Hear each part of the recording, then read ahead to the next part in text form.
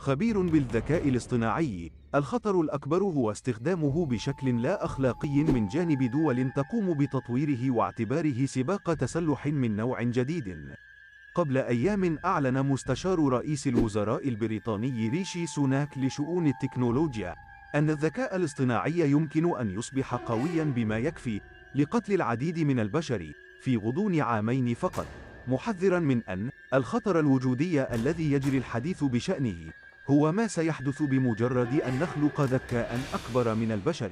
ونقلت صحيفة إندبندنت البريطانية عن مات كليفورد قوله: ما لم يتم تنظيم منتجي ومطوري الذكاء الاصطناعي على نطاق عالمي، فقد تظهر أنظمة قوية جدا يمكن للبشر أن يكافحوا من أجل السيطرة عليها. وبعدها بأيام عاد المدير التنفيذي لشركة أوبن اي اي سام ألتمان إلى التصريح بأنه خائف من الذكاء الاصطناعي التوليدي الذي ساهم في تطويره.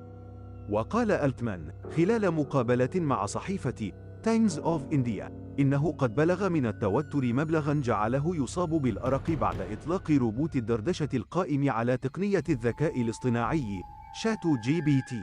وقال للصحفيين إنهم في أوبن اي اي قد فعلوا شيئا سيئا حقا.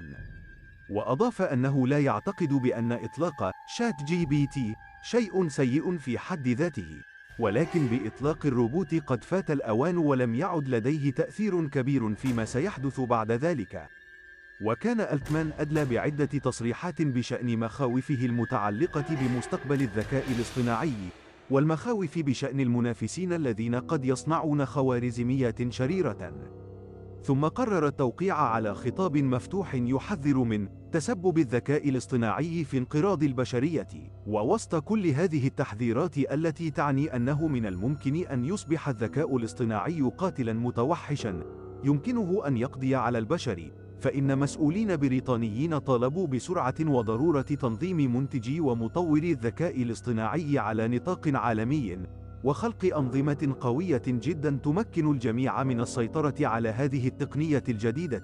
وردًا على ذلك، يقول حسن حامد خبير تكنولوجيا المعلومات إنه من الممكن بالطبع للذكاء الاصطناعي الخروج عن سيطرة البشر نظرًا لقدرته في اتخاذ قرارات مستقلة، إلا أنه وبالنظر إلى حالة الذكاء الاصطناعي حاليًا، فإنه من المستبعد أن يحدث ذلك في المدى القصير.